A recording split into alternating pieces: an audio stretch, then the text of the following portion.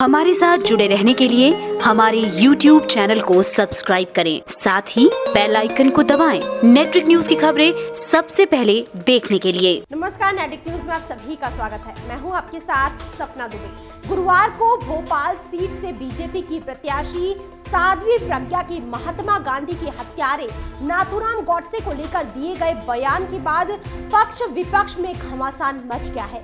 शुक्रवार को साध्वी प्रज्ञा के इस बयान की प्रधानमंत्री नरेंद्र मोदी ने कड़ी आलोचना की है। पीएम ने साध्वी के इस बयान के बाद हुए बवाल के बाद एक निजी चैनल को पहली बार प्रतिक्रिया देते हुए इस पूरे वाक्य को निंदनीय बताया।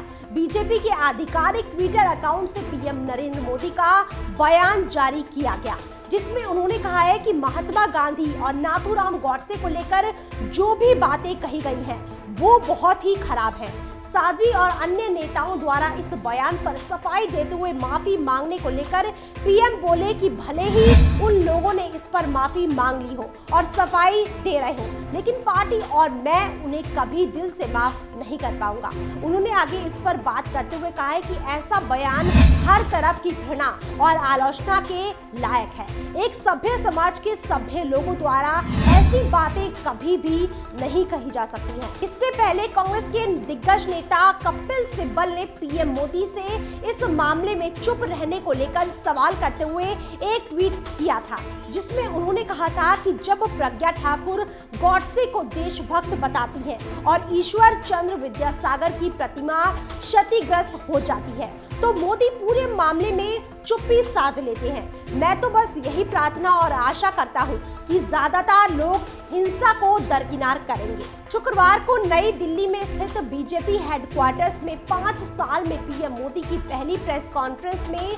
अमित शाह ने साध्वी के बयान पर ऐतराज जताते हुए कहा कि अनुशासन समिति की रिपोर्ट आने के बाद ही कोई कार्रवाई करेंगे। दूसरी ओर राहुल गांधी ने भी प्रेस कॉन्फ्रेंस करते हुए पीएम मोदी और भाजपा की नीतियों का जमकर मजाक बनाया। आपको बता दें कि साध्वी प्रज्ञा के बाद केंद्रीय मंत्री अनंत हेगड़े और भाजपा सांसद नलिन कटील ने साध्वी का समर्थन करते हुए उन्हें सही बताया था और गॉडसे की तारीफ की थी, जिसके बाद पूरी पार्टी विपक्ष के निशाने पर आ गई थी। कांग्रेस ने शुक्रवार को केंद्रीय मंत्री अनंत हेगड़े और सांसद नलिन कटील के समर्थन को लेकर प्रधानमंत्री मोदी और पार्टी पर आरोप लगाते हुए कहा था कि बीजेपी सरकार ने पूरे देश की अस्मिता के खिलाफ एक गुरिल्ला युद्ध छेड़ा हुआ है। कांग्रेस के मुख्य प्रवक्ता रणदीप सुरजेवाला ने भाजपा पर तीखा हमला बोलते हुए बयान जारी किया था कि ऐसा प्रतीत होता है कि बीजेपी सरकार ने देश के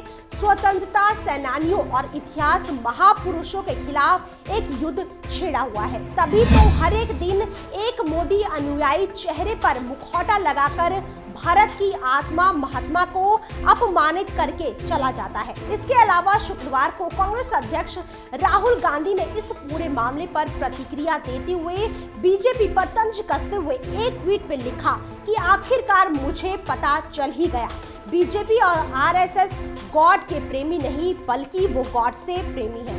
विपक्ष के कटाक्ष भरे तेज होते हमले देख बीजेपी की हाई कमांड डैमेज कंट्रोल करने के लिए तेजी से हरकत में आ गई।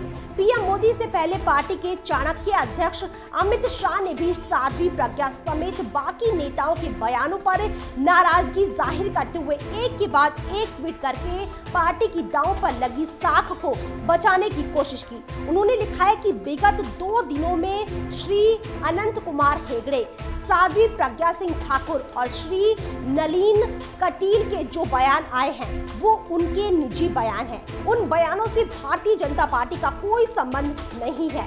तीनों के बयानों को उनके निजी बयान बताने के बाद उन्होंने एक और ट्वीट में कहा कि इन लोगों ने अपने बयान वापस ले लिए हैं और माफी भी मांगी है।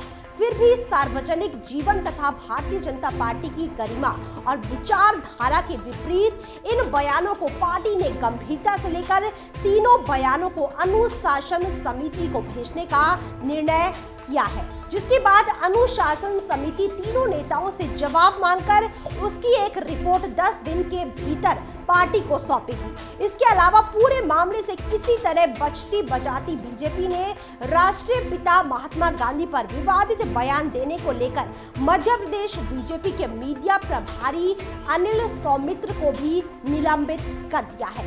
अनिल ने सारी हदें पार करते हुए महात्मा गांधी को पाकिस्तान का राष्ट्रपिता बता दिया था, जिसके बाद पार्टी के प्रदेश अध्यक्ष राकेश सिंह ने उन्हें प्राथमिक सदस्यता और सभी पदों से हटा दिया है और उनसे 7 दिन के अंदर अंदर इस बयान पर स्पष्टीकरण मांगा गया है।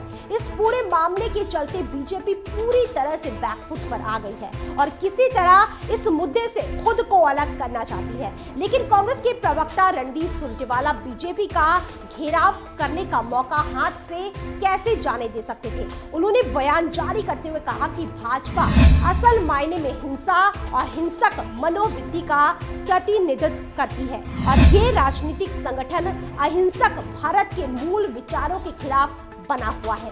साथ ही उन्होंने सवाल किया है कि क्या यही बीजेपी का राष्ट्रवाद है। इसके अलावा भाकपा ने भी शुक्रवार को जारी बयान में प्रज्ञा ठाकुर और अनंत कुमार हेगड़े के बयानों को दुर्भाग्यपूर्ण बताते हुए भाजपा से इस मामले में देश से माफी मांगने की मांग कर डाली। आपको बता दें कि पूरा विवाद तब शुरू हुआ जब अभिनेता कमल हासन के नाथूराम गॉडसे को देश का पहला आतंकवाद कहे जाने वाले बयान को लेकर गुरुवार को प्रतिक्रिया देते हुए साध्वी प्रज्ञा ने बिना सोचे समझे कह दिया कि नाथूराम गॉडसे एक देशभक्त थे, देशभक्त हैं और देशभक्त ही रहेंगे। उनको जो कोई भी आतंकवादी कहता है वो जरा एक बार अपने गिरेबान में झांक कर देख ले। ऐसे लोगों को तो जनता इन चुनाव में ही मुंह तोड़ जवाब देगी, जिसके बाद भाजपा तुरंत हरकत में आ गई और पार्टी के प्रवक्ता जीवीएल नरसिम्हा राव ने साध्वी के इस बयान की कड़ी निंदा करते हुए उनके इस बयान को पार्टी से अलग कर दिया और पार्टी का रुख साफ करते हुए कहा है कि पार्टी इनसे असहमत है और उनको सार्वजनिक रूप से माफी मांगनी होगी। दूसरी ओर मौके का फायदा उठाते हुए कांग्रेस के प्रवक्ता रणदीप सुरजेवाला ने प्रेस कॉन्फ्रेंस करते हुए बीजेपी को ही गॉडसे का असली वंशज बता दिया था।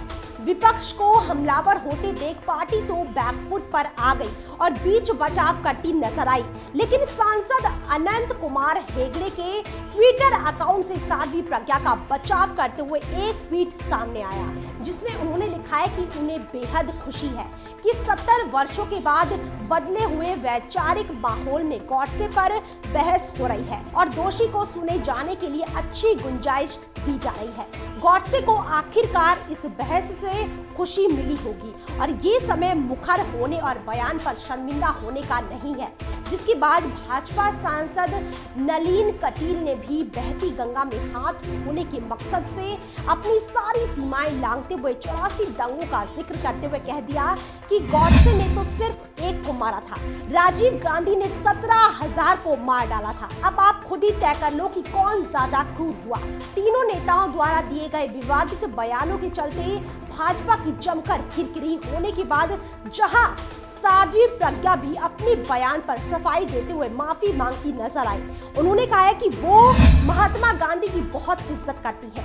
वहीं केंद्रीय मंत्री अनंत कुमार हेगड़े भी अपने बयान से पलट गए और कहा कि उनका ट्विटर अकाउंट किसी ने हैक कर लिया था। ऐसे में विवाद बढ़ता देख और पार्टी के हाई कमान से फटकार पड़ने के बाद नलिन ने भी अपना ट्वीट डिलीट कर दिया, लेकिन इस पूरे विवाद को लेकर सियासी माहौल के बीच घमासान मचना तो तय ही माना जा रहा था और ऐसा हुआ भी, जिसके बाद 7वें चरण से महज कुछ घंटे पहले बीजेपी की मुश्किलें बढ़ती हुई नजर आ रही है। अब देखना ये होगा कि क्या वक्त रहते भाजपा साध्वी के कारण हुई इस डैमेज को कंट्रोल कर पाएगी या फिर उसे इसका भारी नुकसान उठाना पड़ेगा। फिलहाल इतना ही, बाकी देश और दुनिया की बड़ी खबरों के लिए देखते रहिए हमारे चैनल नेटिक न्यूज को। साथ ही खबरों की ताजा अपडेट के लिए हमारे चैनल नेटिक न्यूज को सब्सक्राइब करना ना भूलें।